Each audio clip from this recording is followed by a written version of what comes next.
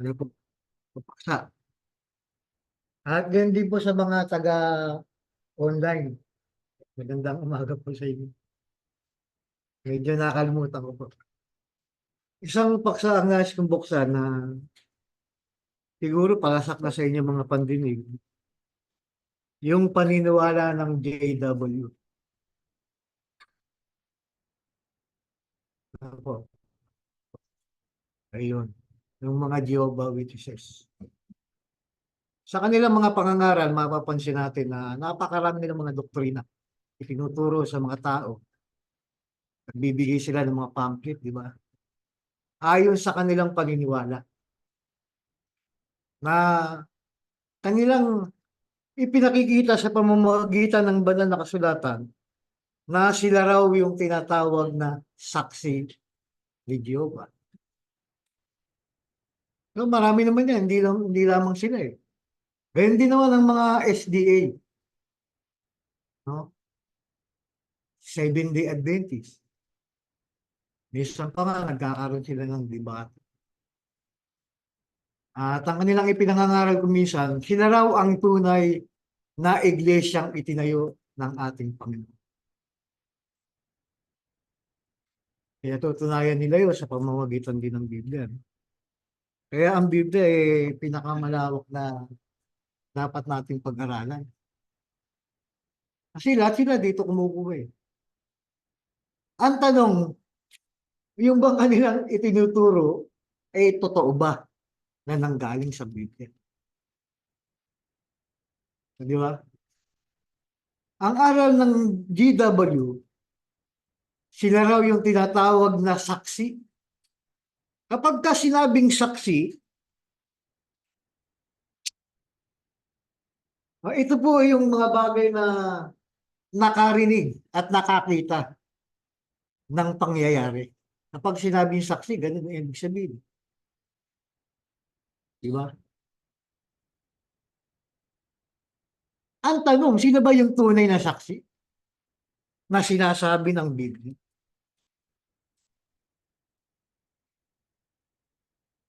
Sila ba? Gumagamit pa nga sila ng ilang mga talata. Katulad ng halimbawa doon sa aklat ng Isaiah.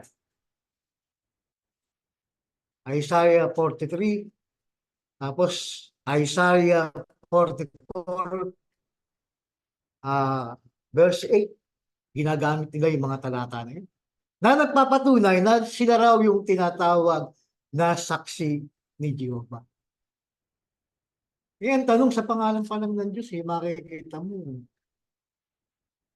Yung salitang Jehovah, mga kapatid, sa aking sa aking pag-aaral, sa aking pagsasaliksik. Parang ito ay inimbento lang ng mga tao. Like Masoretes. Di ba? Kung titignan mo yung original na Biblia, ano ba yung tinatawag na origin o yung original na Biblia? Saan ba napasalin ng una yung salita ng Diyos? Sa Hebreo. Di ba? Sa wikang Hebreo. Ang pangalan ng Diyos doon, YHW.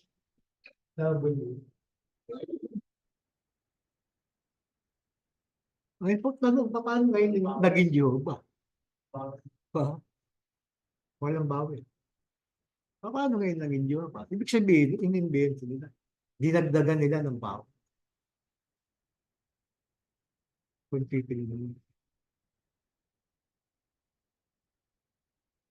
Eh, sa pangalan ng ni Kristo, ng ating Panginoon, kung titigyan mo sa Hebreo, ang nakalagay doon, Yahawashai.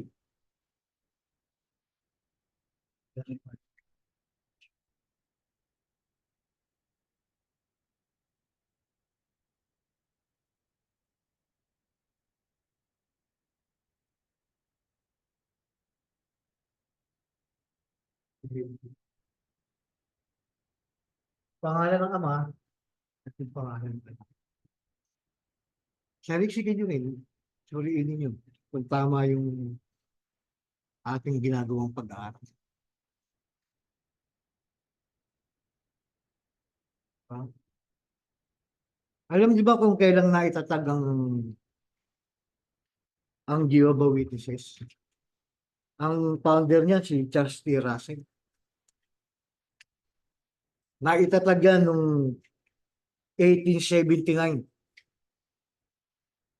sa pamumuno ni Charles T. Russell. Eh, doon pala makikita mo hindi talaga tunay, hindi genuine. Bakit? Ay, ang tao nagtayo eh. Ang tao nagtatag. Samantalang sa Biblia, kung titignan nyo, kung pag-aaralan nyo, kung ano ang itinatag ng ating Panginoon, ay nakasulat. Nung una pa yun, sa panahon pa ng lumang tipan, nagtatag na, nagtayo na ang Diyos o ang ating Panginoon. Ano yung kanyang tinatag? Ano ang kanyang itinayo? Sino ba yung kauna-unahang bayan ng Diyos? Di ba? Yung bansa sa Diyos.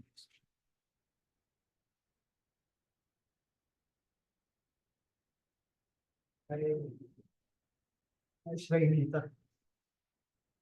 Ito yung bayan ng Diyos. Ito yung bansa ng Diyos.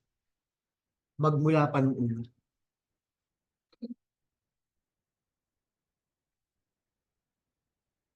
Kaya paano silang magiging tunay na saksi? Nakita ba nila, narinig ba nila yung sinabi ng Diyos nung una?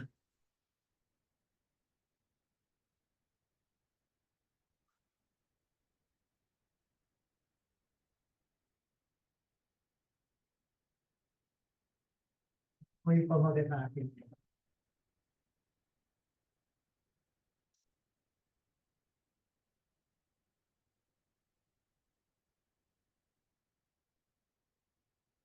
Kung merong tunay na saksi na na-record dito sa banal na kasulatan, ay walang iba kundi ang bansa. At ito'y pinangunahan ni Moses.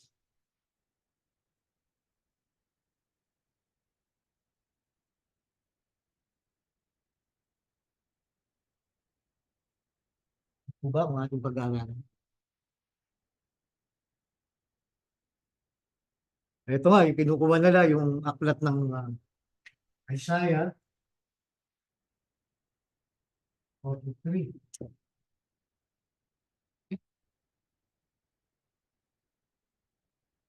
Verse 10 to 12. Pakibasa po. At yung Isaiah 44.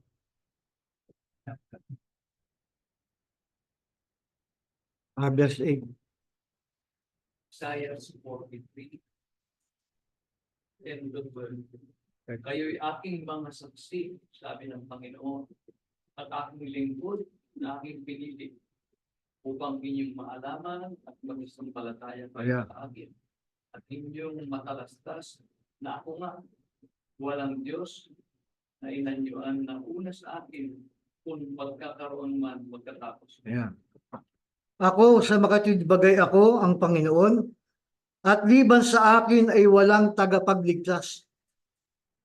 Wala man talaga tayo ibang tagapagligtas, ni ang Diyos. Kaya tao kumakapit minsan sa religion. Diba? Iglesia ako ni Kristo, kay Banalo. Katoliko ako. Diba? Jehovah ako. Doon sila kumakapit eh. Pero ang sabi ng Biblia, ang Diyos lang ang dapat natin kapitan. Bakit? Sapagkat siya lang po ang ating kaligtasan. Gaya ng bansang Israel, kanino sila sumampalataya? Kanino sila naniwala? Di ba kayo? Sa Diyos at kay Kristo. Ano pa ang sabi? Ako'y nagpahayag at ako'y nagligtas at ako'y nagpakilala at walang ibang Diyos na nasa gitna ninyo. Kaya't kayo ang aking mga saksi. Sino yung mga tunay na saksi? Ngayon ko. Ngayon inaangkin, di ba? Sila raw yun. Paano naging kayo yun? Di ba? Paano? Kung ang tinutukoy dyan, yung si Moses at yung bansang Israel. Nung sumampalataya at nagtiwala sa Diyos. Doon sa tunay na Diyos, ha? Hindi rin sa mga Diyos-Diyos, ha?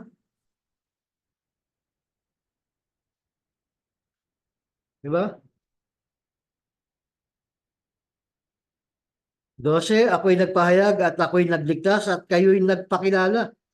At ako'y nagpakilala at walang ibang Diyos sa gitna ninyo, kaya't kayo ang aking mga saksi, sabi ng Panginoon, at ako ang Diyos. Kung titignan natin yung sulat ni Isaiah, kanino tumutukoy ito? Sa kanila. At ngayon nga, tinuturo ni Isaiah yung panahon ni Moses.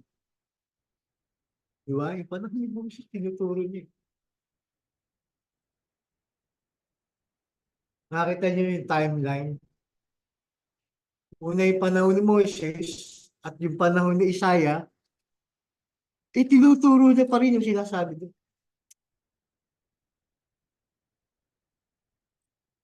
(44:8) Kayo'y huwag matakot o magsipangilabot man. Hindi ko baga ipinayag sa inyo nung una at ipinakilala at kayo'y aking mga saksi. May Diyos baga liban sa akin? Oo, walang malaking bato at ako'y walang nakikilalang iba. So, ganun ang kanilang pagkakilala sa Diyos. At sila yung mga bagay na nakakita at nakarinig kung ano ang nangyari nung panahon na yun. Yun ang mga saksi, ang mga tunay. Alam niyo sa Biblia, meron dalawang saksi. Basa, sa aklat po ng Mateo. Marcos pala mga kapatid. Marcos 14, 55 ang ganun.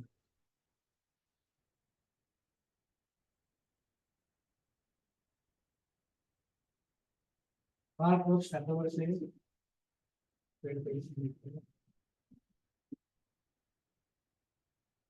Atulog. Anong sabi diyan? Mga pangulong saserdote nga, ang buong Sanhedrin ay nagsisihanap ng pagtotoo labang kay Jesus. Jesus upang siya ay ipapatay at hindi nangasunduan. Ano? Kapatid? Sapagkat marami ang nagsisaksi ng kasinungalingan laban sa kanya at ang kanilang mga patotoo ay hindi nangakatugma.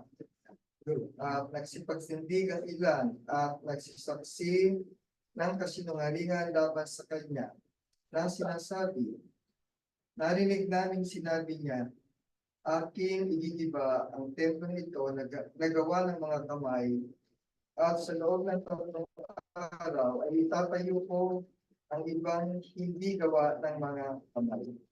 At kahit sa papagayon man ay hindi rin nangagkatugma ang pagkakailan nila. Sige pa. At nagsitindig sa gitna ang dakilang saserdote at inyong Jesus na sinabi, hindi ka sumasagot ng ano pa. Ano ang sinasaksihan ng mga ito laban sa iyo? Nakita nyo, di ba meron sinungaling na saksi? At meron din saksing may katotohanan ko yan sinasabi. Sa aklat ng Kawikaan, Kapitulo 14, 26. 14:25 ng Kawikaan. Ang tapat ng saksi Ayan. ay nagliligtas ng mga tao. Ayan. Ngunit siya ang nagsasalita ng mga kasinungalingan ay nagdaraya. 14:25. Nakita niyo meron siya tawag na saksing totoo at tapat. At yung saksi na yun ang anya na nakapagliligtas ng tao. Bakit? Sapagkat yung kanya sinasabi, katotohanan. Nakita yung dalawang uri ng saksi sa Biblia. Ganyan din sa reliyon. May nagsasabi ng totoo at may nagsasabi ng hindi totoo. May pawang sinasabi ng banal na kasulatan.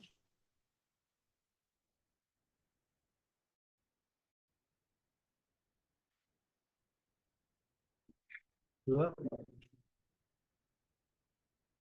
Banal na kasulatan. Sino-sino pa? Diba? Una-una si Moises, yung mga propetang nagsipangaral. Magmula kay Moises hanggang kay Malakias, yan ang mga propetang nagsalita ng katotohanan. Bakit? Sapagkat ang kanilang pinangahawakan ay ang salita ng Diyos. Ang utos ng Diyos. Yan ang mga nagsasalita ng katotohanan. Pero pagdating sa reliyon, mga kapatid, dapat pag-aralan nyo. Ha? Kung ano ang kanilang mga itinuturo. Eh yun ba, ayon sa Biblia? Ayon ba sa Biblia yung kanilang mga itinuturo? Gaya ng Jehovah. Pagdating sa pagkakilala kay Kristo, ano ang kanilang pagkakilala? Malayo sa Biblia. Kanila, bawal magsundalo. Bawal magpasali ng dugo. Bawal kumain ng dugo.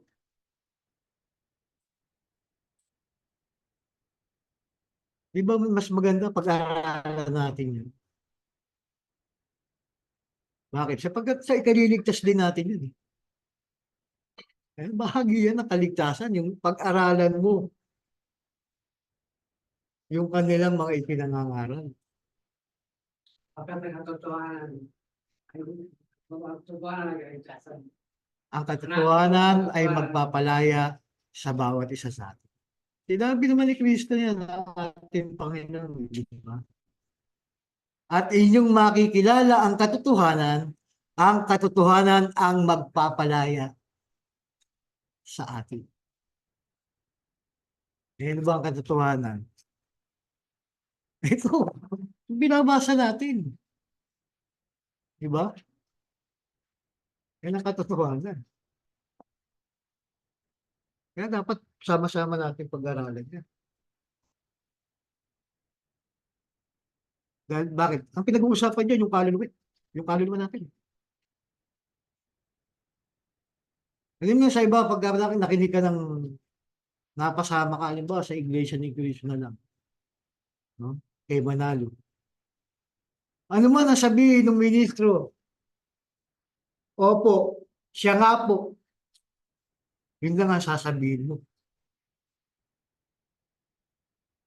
Sa kanila, hindi pinababasa itong Biblia. Hindi babasa. Pero sa atin, malaya ka makapagbabasa. Malaya ka makapagtatanong. Kung ano man ang gusto mong itanong. Diba? Sa bagong tipan, meron ding tinatawag ng mga tunay na saksi. Hindi lamang dito sa panahon nila Moises. Pagin sa bagong tipan, makikita natin. Merong tinatawag ding mga tunay na saksi. Anong sino-sino yun? Dapat makilala natin. Di ba? Kung Jehovah nga nagpapakilala sila yung tunay.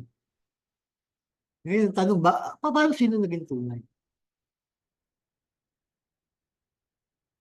Siyempre, kailangan makita mo yung prueba. Yung katunayan.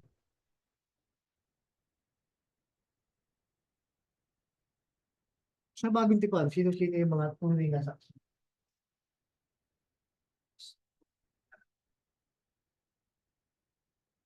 Yan na ba? Siyang apostol. Diba? Mga apostol. Mga apostol ni Kristo. Tinawag din ng mga saksi. Hindi saksing sinungaling, ha? Saksing tunay. Sa aklat po ng Lucas, Kapitulo 1.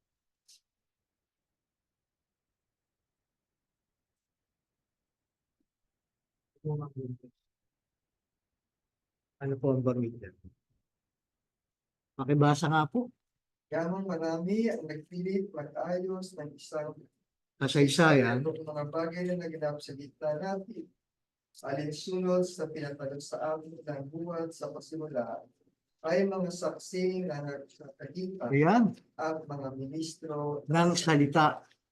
at minagaling naman pagkakiyasal na lubos sa pangyayari ng lahat ng mga bagay mula nung una na isulat sa inyong sunod-sunod kagalang-galang na Teopido.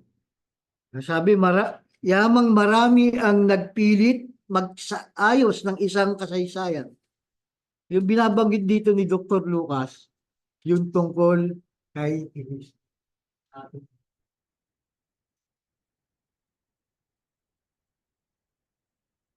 Ano sabi niya? Noong mga bagay na naganap sa gitna natin, alinsunod sa ipinatalo sa atin, nilang buhat sa pasimula, na ano? Mga saksing nakakita at mga ministro ng salita. Tinuturo yan sa mga apostol. Bakit? Sapagkat nakita nila at nasaksiyan nila yung kapanganakan ng ating Panginoon sa Kristo. Yung pangangaral ng ating Panginoon. Di ba? Kasama sila eh. Hanggang sa ipinako sa krus. Hanggang sa kamatayan. Kasama sila. Nasaksiyan nila yun. Nakita nila kung ano yung naganap at nangyari. Eh dito pa lang baksak na yung paniniwala ng Diyos. Di ba? Baksak na eh. Nandun ba kayo nung makita yung ipako ang ating Panginoon? Saknos? Di ba? Nandun ba kayo nung pabukay ni Moses yung dagat?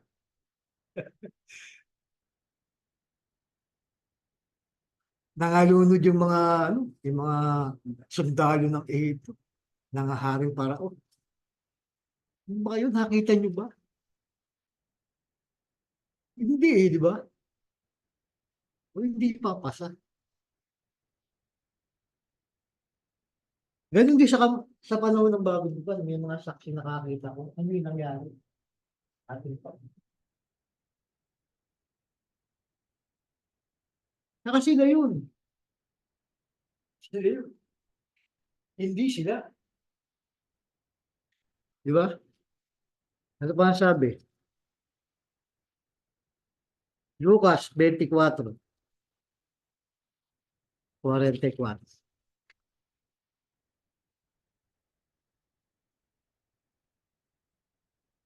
Chapter 24, verse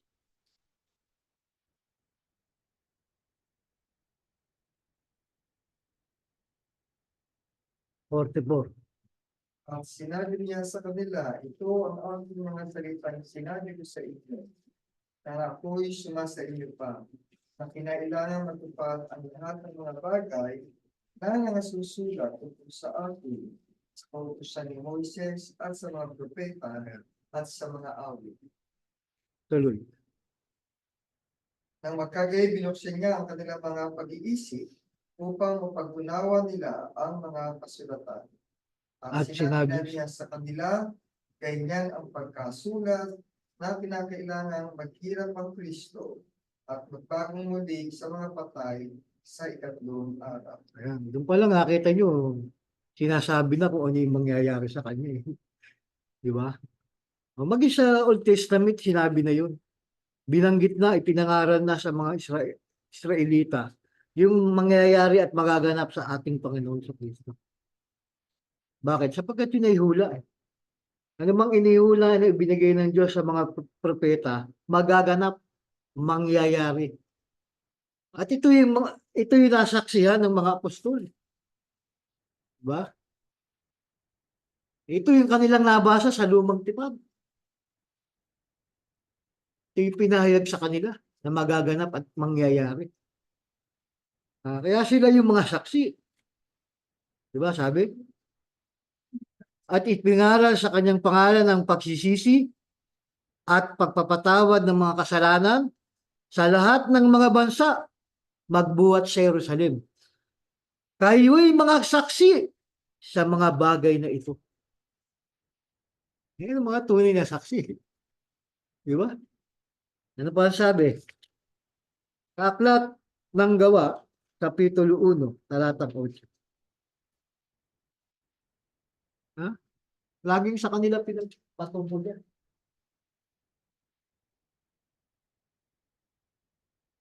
Tatagpuan, tatanggapin niyo. Kaya yung Espiritu Santo. At kayo'y magiging mga saksi ko sa Jerusalem at sa buong tiyan sa Malta hanggang sa kawagitan hanggang ng So, nasaksiyan nila yung pagbabagong muli ng ating Panginoon para ng 3 araw. Nakita rin nila yung resurrection of Christ.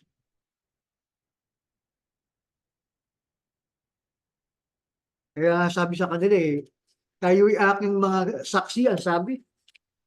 Saan? Magmula sa Jerusalem hanggang sa kaduluduluhan ng daigdig. Sila yung naging saksi.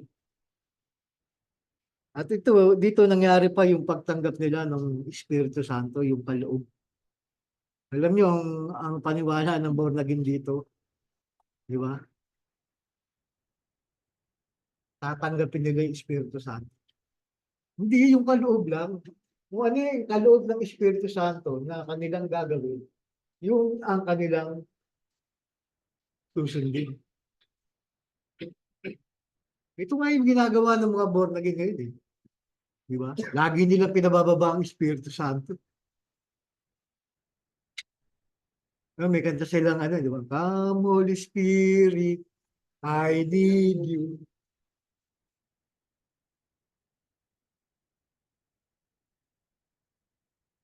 Alam niyo, ilang beses bumaba ang Espiritu Santo dito sa Aklat ng Gawa?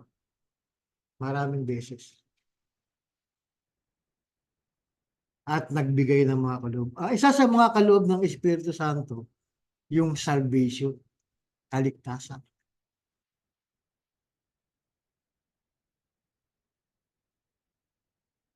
Yan ang pinaka the best na kaloob na ibinigay sa atin. Yung salvation. Yung kaligtasan ng ating mga kaloob. Ano pa sabi? Sa aklat ng Ikalawang Pedro, Kapitulo 2, talatang 16 hanggang 21.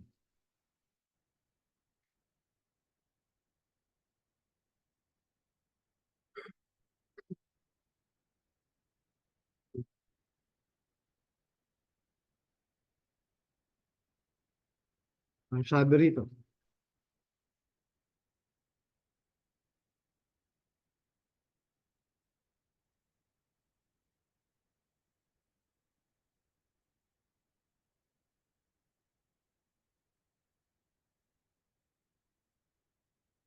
tama ba?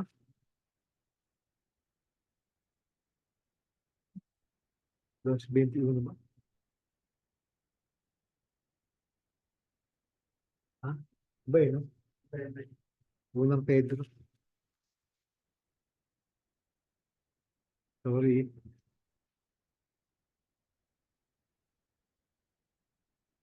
Ito, unang Pedro pala.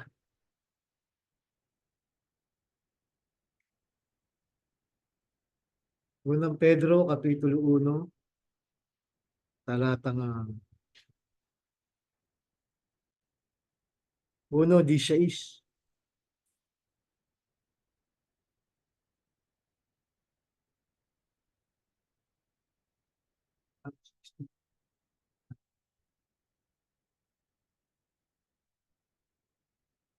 Sapagkat hindi, sapagkat kami ay hindi nagsisunod sa mga katang ginawang mainam, nung aming ipakilala sa inyo ang kapangyarihan at ang pagparito ng ating Panginoong Jesucristo. Kundi kami ay naging mga saksing nakakita ng kanyang karangalan. Pati yung karangalan ng ating Panginoon, nakita ng mga apostol. Ha? Thank you. 2 Peter pala. Sapagkat siya tumanggap sa Diyos Ama ng karangalan at kaluwalhatian nang dumating sa kanya ang isang tinig mula sa marangal na kaluwalhatian, ito ang sinisinta kong anak na siya kong lubos na kinalulugdan. At ang tinig na ito ay aming narinig.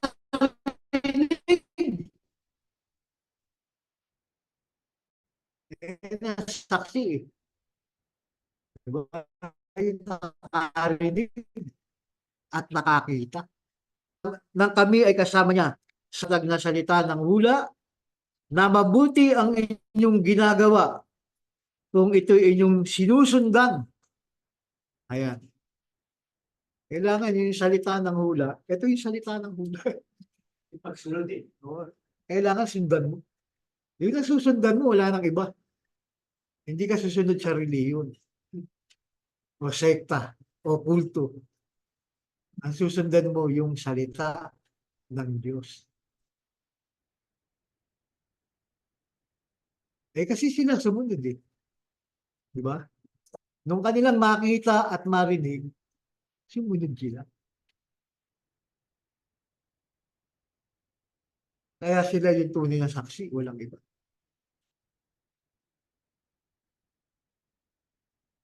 Di ba? Nagaya ng isang ilawang lumiliwanag sa isang dakong madilim at hanggang sa pagbubukang liwayway. At ang tala sa umaga ay sumilang sa inyong mga puso. Na maalaman muna ito na alinmang hula ng kasulatan ay hindi nagbuhat sa sariling pagpapaliwanag. Ano yung hula ng kasulatan na sinasabi rito? Itong Biblia. Ito yung hula ng kasulatan. Sapagkat hindi sa kalooban ng tao dumating ang hula, kailanman, kundi ang mga tao ay nagsalita buhat sa Diyos na nangaudyukan ng Espiritu Santo. Sa panahon ng mga propeta, nandun yung Espiritu. Kumikilos. Nagsalita na sa mga propeta. Sino yung mga propeta? Yung propeta nasa Biblia. Yung mga tunay na propeta.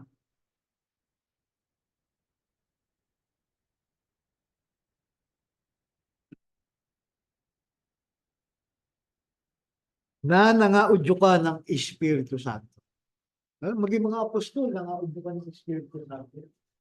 Kung ano yung sinasabi ng Espiritu Santo, yun ang kanila sinasabi. Walang bawas yun, walang dagdag yun. Laging sakto.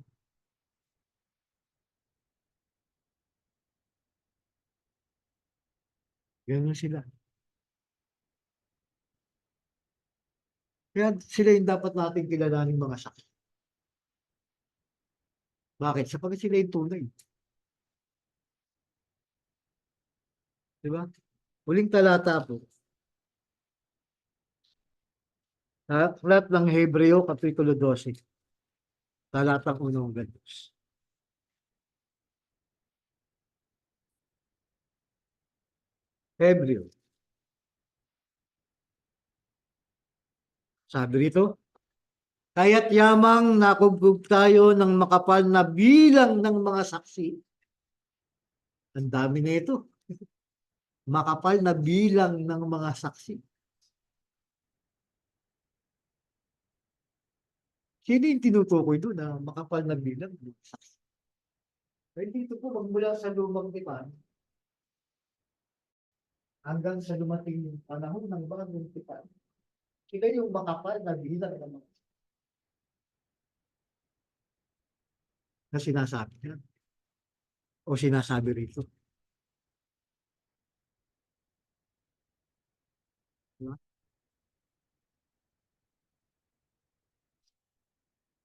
Itabi namang walang liwag ang bawat pasan at ang pagkakasalang pumipigil sa atin at ating takbuhing may pagtitiis ang inilagay sa harapan natin. Ay, yung mga bagay na sinasabi sa luma't bagong tipan. Lagi sa isip natin, sa puso natin. Pamamagitan ng salita ng Diyos.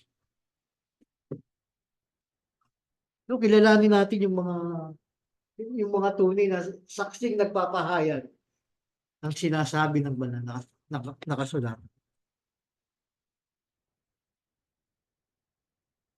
Namasdan natin si Jesus na gumawa at sumakdal ng ating pananampalataya na dahil sa kagalakang inilagay sa harapan niya ay nagtiis ng krus. Ni walang mahala ang kahihiyan at umupo sa kanan ng luklukan niya. Maraming po salamat sa inyo, sa inyong pakikinig. Meron po bang tanong? Wala po, maraming po salamat.